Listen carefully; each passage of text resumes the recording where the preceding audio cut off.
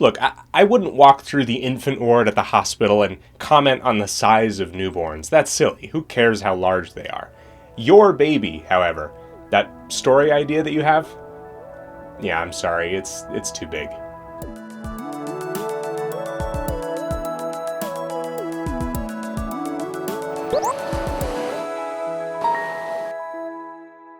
Most of us as artists, writers, or creatives of some sort have a big idea, oftentimes some form of story. We can picture it perfectly in our heads, constantly mulling over its finer points and probably adding more and more to it as we care further and further for it. Maybe it's a short film, an animation, a series, a comic. Absolutely praiseworthy of you for working on this thing. You should be proud of it. But if it's kind of your first time doing this, I am 99% sure you're too ambitious for your own good. And I'll tell you why and give you some practical assistance on what can help, because you shouldn't abandon storytelling altogether just because a multi-trilogy saga isn't feasible on your first swing. Oh, and just in case you feel like I'm talking down to you or something, let me make myself perfectly clear. I am 1000% speaking from experience and genuinely want you to succeed where many others have fallen, especially if you're new. Because even with a few creative experiences under your belt, scope creep is always a danger. Telling a story, no matter how big it is a big undertaking, at least if you want it to be any good. And if it's a comic, anything animated, a game, or something like any of those, there's a lot of labor and time to sink into it, regardless of your skill level. Oftentimes, these things take far longer than the original estimate of time, especially if it's only one or a few people working on it. On top of that, it's very likely as a newer artist that you have that high bar of taste and a desire to make something of quality, but you aren't quite capable yet of producing it. And this could mean that you spend months or years thinking about and prepping for your big, huge, gigantic story without making any real progress. And even worse, sometimes that padding and inflating of scope that we do is a subtle procrastination method.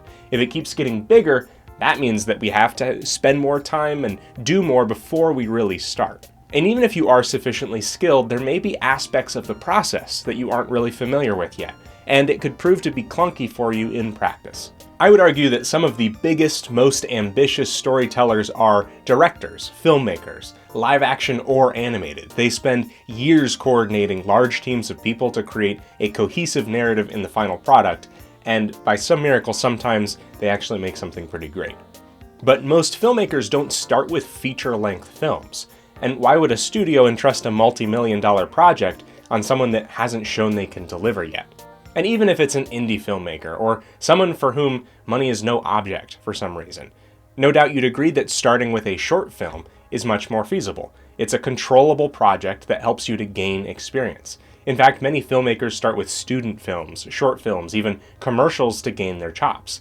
And even if the final product is only 5 or 10 minutes long, a live-action filmmaker is still scripting, boarding, casting, lighting, shooting, editing, compositing, scoring. And an animated filmmaker is still scripting, boarding, perhaps color keying, modeling, rigging, inking, coloring, rendering, building everything from scratch. So much work. And for only a few minutes of screen time. And sometimes these short films aren't even that good. And the reason that it usually doesn't come out that great is because it's someone's first project. But the key is that that smaller project will get them more and more experience as they get better and better at their craft.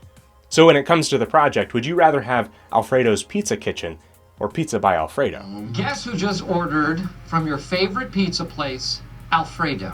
Alfredo's Pizza Cafe or Pizza by Alfredo? Same thing. Michael, there's a very big difference between these two pizza places, both in quality of ingredients and in overall taste. What is better? A medium amount of good pizza or all you can eat a pretty good pizza? Medium amount of good pizza. You could make the debut attempt of an inexperienced storyteller drag on forever, like a lot of pretty good pizza. Or you could work your way up to something great with smaller projects, like a medium amount of really good pizza. Here's the suggestion that I always give to students who either have big plans, don't want to compromise on their big old baby, or are daunted by the scope of their story. Start with issue number 0, a minimum viable story.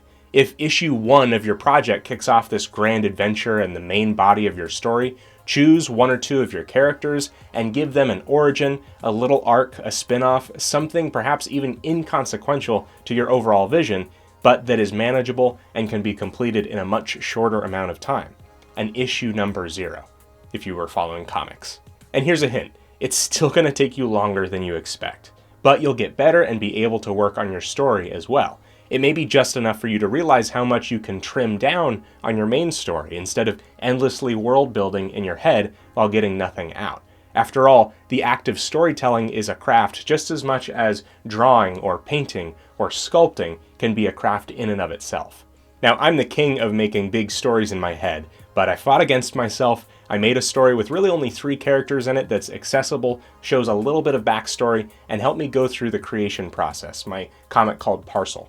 And if you're making a short film, we already talked about what that would involve. But if it's a comic, you're still scripting, thumbnailing, designing characters, penciling, lettering, coloring, making backgrounds, just all on a smaller scale of maybe a dozen or 2 pages instead of hundreds. By no means am I asking you to abandon your vision. Really, these suggestions are here to facilitate them. But just like it isn't smart for a weightlifter to attempt a 400-pound deadlift if they haven't been training at all, it will be better for you to start smaller and gradually work your way up. That's a good way to avoid hernias in the literal sense, and I guess the creative kind too. Subscribe if you haven't already, keep my forge burning on Patreon, and follow along on Instagram, Twitter, and Twitch at BagelDenizen. Thanks for watching, have fun creating.